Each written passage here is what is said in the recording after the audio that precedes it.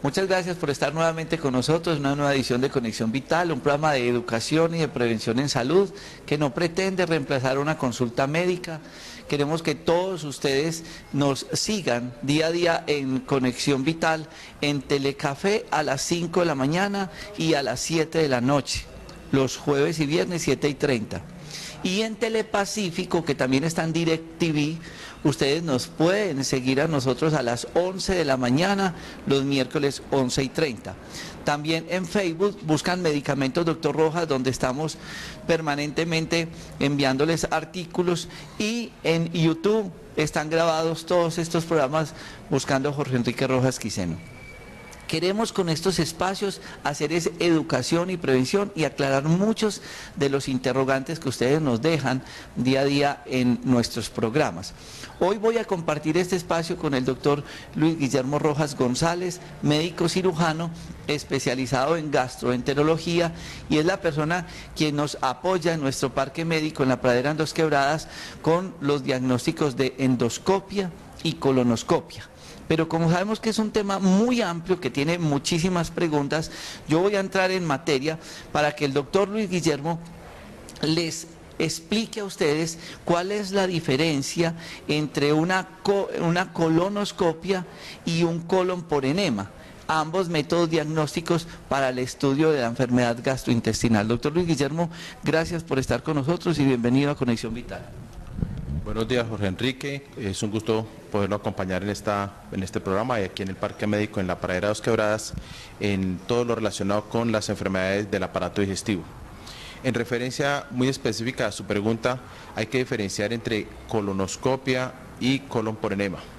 Si bien es cierto, el colon es la última porción del intestino, entonces tenemos que tener en cuenta que es un órgano de vital importancia para el funcionamiento de todo lo que es el sistema y el cuerpo en general, y esta importancia del colon radica en que es el órgano donde finalmente se tiene que absorber las últimas cantidades de agua que tiene que absorber el intestino y finalmente concentrar y formar la materia fecal o los desechos que finalmente van a ser expulsados fuera del organismo, producto de todo el proceso digestivo.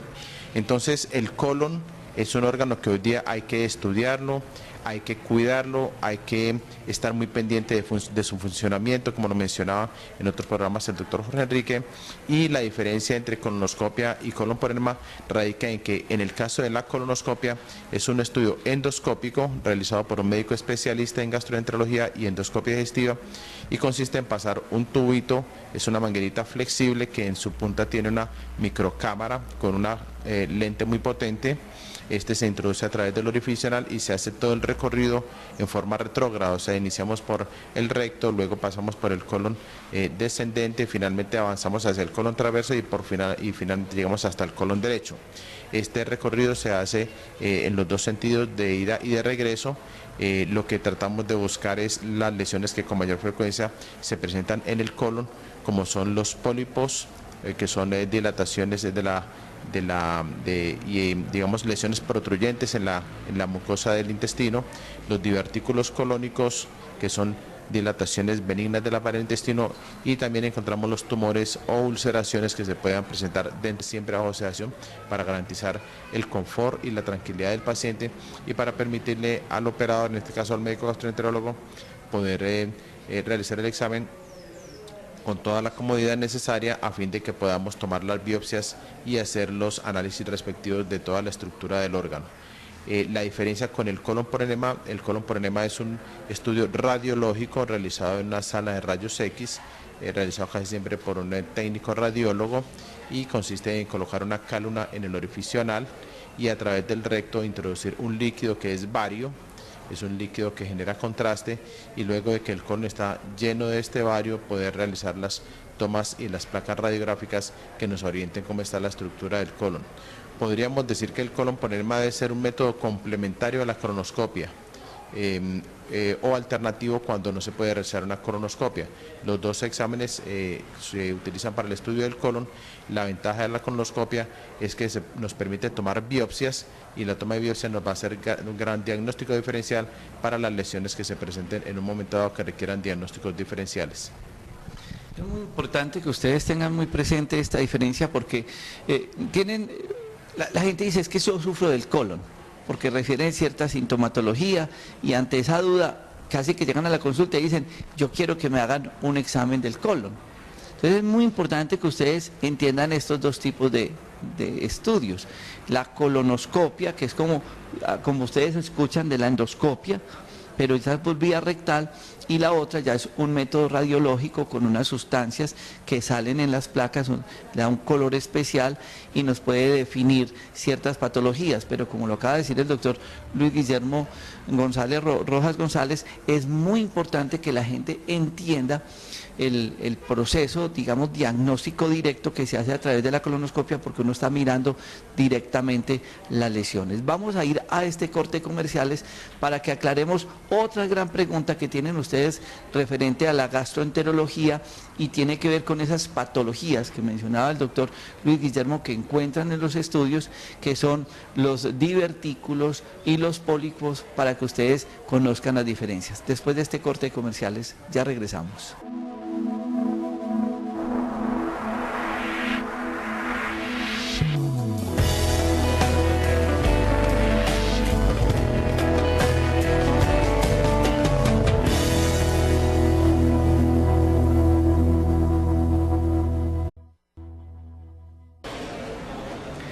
Yo sé que muchas personas les entregan los resultados de los exámenes y a todos nos aflora la curiosidad y uno mira, entonces, y escuchamos con frecuencia decir que fulano de tal tiene pólipos, que tiene un divertículo y otras patologías que encuentran los gastroenterólogos cuando hacen una colonoscopia.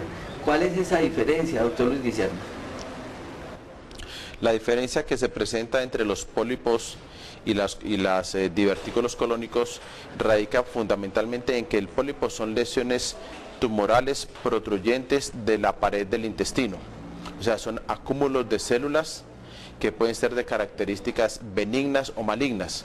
O sea, digamos, tumores benignos son los pólipos y también los tumores son acúmulos de células que pueden iniciarse en un pólipo, en esa acumulación y en desordenada de células que se forman dentro del intestino. Los pólipos pueden dar desde la cavidad oral hasta la última porción del intestino, o sea, en el recto, pero son más frecuentes en el colon como tal. También pueden presentarse en el esófago, en el estómago o en el intestino delgado, pero su mayor prevalencia son en el intestino grueso o colon.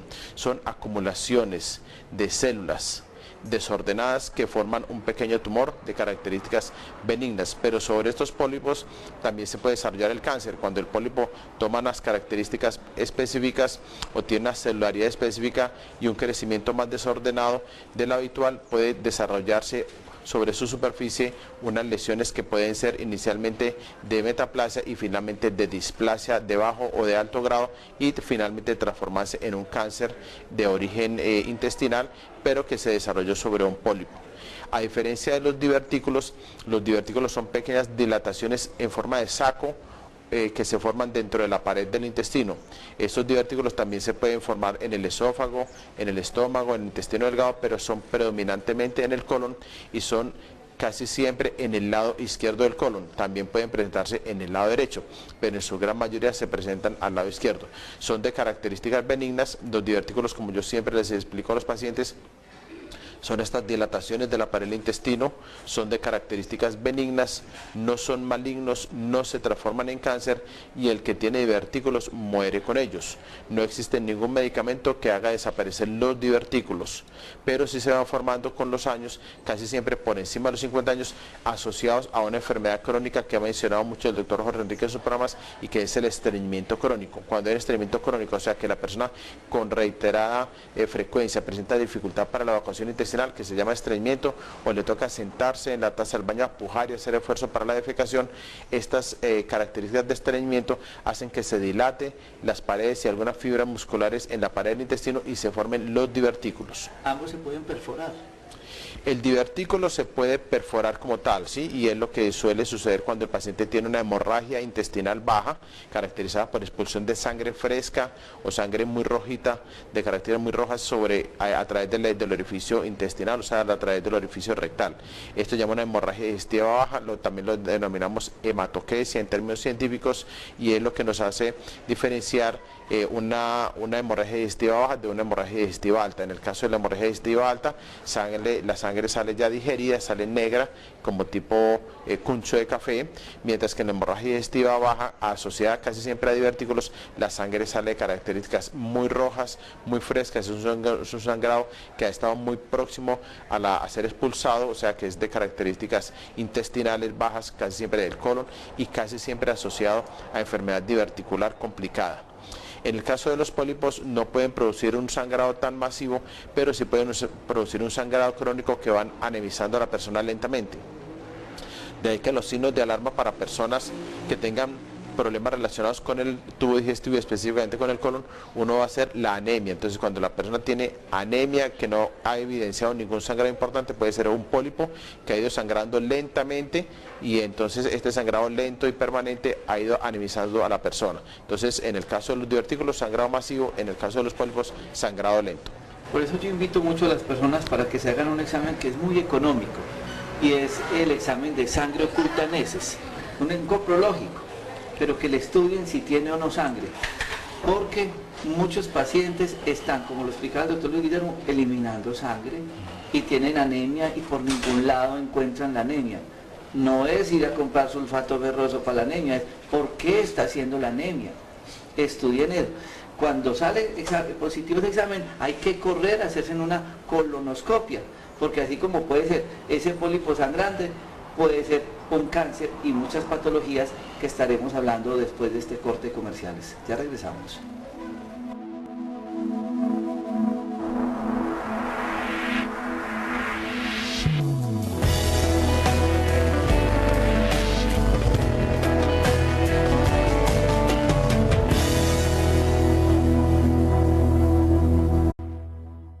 Podría decir uno que lo más frecuente se puede encontrar en la colonoscopia y en el mismo colon por enemas, que aparezca esas bolsitas, esos bolsillitos, que es el divertículo, o aparezca esa protrusión o esa tetica que sale hacia el intestino grueso, que es el pólipo. Pero de ahí para allá, diagnósticos muchos, y por eso invito a las personas a que tengan el diagnóstico, porque de lo contrario, pues me duele acá, y como todo el mundo ya dice es colon, entonces no ha de faltar que se vaya para la droguería, para la tienda naturista, véndame algo para el colon. A eso fueron y eso le venden, pero sin un diagnóstico. Por eso insistimos en la consulta, en el examen, en el coprológico, para uno poder decirle al paciente, esto es lo que tiene. Pero usted decía ahora, a algunos se les puede hacer y a otros no. Y se encuentra otra patología que es muy frecuente y ustedes la conocen, y es hemorroides. Hablemos de toda esa patología y de otra, que la gente dice, es que tengo colitis. ¿Qué es realmente o qué son esos diagnósticos, doctor Luis Guillermo? Sí, es importante que tengamos en cuenta que utilizando el método diagnóstico de la colonoscopia podemos tener acceso a muchos diagnósticos de tipo endoscópico de una forma práctica, rápida, ágil y con un diagnóstico oportuno. Si bien lo mencionábamos recientemente, los pólipos y los divertículos son de las enfermedades más frecuentes que se localizan en el colon, también tenemos que tener en cuenta que se presentan otro tipo de lesiones como los tumores, las enfermedades inflamatorias intestinales, las úlceras rectales y colónicas, pero con mayor frecuencia en nuestra población tenemos la enfermedad hemorroidal sintomática. Son aquellos paquetes venosos que están justo en el orificio anal, cuya función es mantener el orificio anal cerrado a través del esfínter anal y permitir que nosotros logremos una evacuación espontánea y adecuada en el momento que lo requerimos, cuando nuestro organismo y nuestra fisiología nos indica que ya tenemos la ampolla rectal con materia fecal y que debemos buscar un servicio sanitario para poder hacer la defecación y la evacuación del intestino. En esta región, que es justo el orificio anal, se encuentran estos paquetes venosos que se llaman hemorroides y que normalmente todos tenemos, deben estar desinflamadas. Pero estas hemorroides, estos paquetes venosos se nos pueden inflamar por cambios en los hábitos alimentarios. Y entonces cuando la persona consume alimentos muy ricos en grasa, demasiado condimentados, el exceso de comidas fritas o de frituras, el exceso de bebida alcohólica, el estreñimiento crónico, la diarrea crónica cuando hay una diarrea permanente, la expulsión de demasiados gases generados a través del intestino, el estar en posición sentado mucho tiempo como los conductores o las secretarias, o el estar en posición parado como los vigilantes y los del servicio de militar. Entonces esto induce a que haya cambios en las presiones y se genere aumento en estas venas, en esos paquetes venosos, y finalmente se llega a la enfermedad hemorroidal, que es inflamación de las hemorroides. Hemorroides es estas venitas, y cuando se inflaman nos van a producir síntomas muy frecuentes que los hemos mencionado en varios programas y que ustedes quizás los han logrado percibir en algún momento de su vida, como es dolor, ardor, picazón o sensación de masa en el ano. Repito, ardor en la región anal, sensación de masa en el ano, sensación de humedad asociado a sangrado o picazón en esta misma zona. Puede ser que no estemos en presencia de una amibiasis, porque es uno de los diagnósticos diferenciales, y puede ser también la presencia de unas hemorroides inflamadas que por estos cambios en el hábito o por estos comportamientos intestinales o por la alimentación que tenemos en un momento dado se nos pueden inflamar y pueden generar síntomas importantes como sangrado, ardor o dolor. De ahí la importancia de hacer un diagnóstico oportuno para que las personas acudan al médico y se hagan a través de un examen endoscópico el estudio adecuado de la enfermedad hemorroidal. Y cuando dan del cuerpo, muchas personas refieren que terminan y sale el chorrito de sangre. En otras es que la materia fecal sale impregnada de sangre. ¿Esto qué relación tiene con esta patología? Sí, es uno de los síntomas más frecuentes que manifiesta la gran mayoría de pacientes, es que con la defecación observan la presencia de sangre pintada en las paredes del bolo fecal, o sea, las paredes de lo que es el resto de la defecación. Entonces, cuando esta sangre pinta las paredes del bolo fecal, es porque hay presencia de hemorroides en la parte distal, o puede también existir la presencia de un pólipo que esté generando sangrado en el momento del paso de la materia fecal a través del orificio anal. También, cuando la persona termina la defecación y sale el chorrito de sangre, casi siempre es una hemorroide que se ha lacerado, que se ha fisurado y que ha generado alguna lesión justo a nivel del cambio mucoso y que produce un sangrado permanente. También existen en este nivel las fisuras anales. De tanto estreñimiento, de un estreñimiento crónico severo, la persona en el acto defecatorio presenta un sangrado y un dolor intenso en la región anal, producto de una fisura anal. Se rasga la mucosa y se produce la descarga de sangre a través del intestino. ¿Es tan grave el estreñimiento? El estreñimiento es una enfermedad muy frecuente en nuestro medio. Digamos que si bien la gente no le va a generar la muerte al estreñimiento, pero sí le va a generar una inmensa alteración en su calidad de vida. De ahí la importancia a que tengamos un adecuado hábito evacuatorio intestinal, a que combatamos el estreñimiento, primero a través de una dieta adecuada, del ejercicio, de una dieta bien balanceada, y que cuando tengamos dificultades, aparte de estas medidas higiénicas, podamos acudir al médico para hacer un estudio adecuado del funcionamiento del colon. El doctor Luis Guillermo Rojas González, gastroenterólogo, quien nos apoya en nuestro parque médico con el diagnóstico de endoscopia y colonoscopia. Los invitamos para que ustedes puedan resolver muchas inquietudes, nos las pueden dejar en Facebook buscando medicamentos Dr. Rojas o contactarnos al teléfono 330-3975 en nuestro parque médico para resolver todas estas inquietudes con respecto a la gastroenterología. A todos ustedes muchas gracias por compartir este espacio. No olviden en Telecafé a las 11 de la mañana, lunes a viernes, a las 11:30 los miércoles, y en Telepacífico, y en Telecafé a las 5 de la mañana y a las 7 de la noche. En YouTube están grabados todos estos programas buscando Jorge Enrique Rojas Quiseno. Muchas gracias por compartir con todos nosotros un día más de Conexión Vital.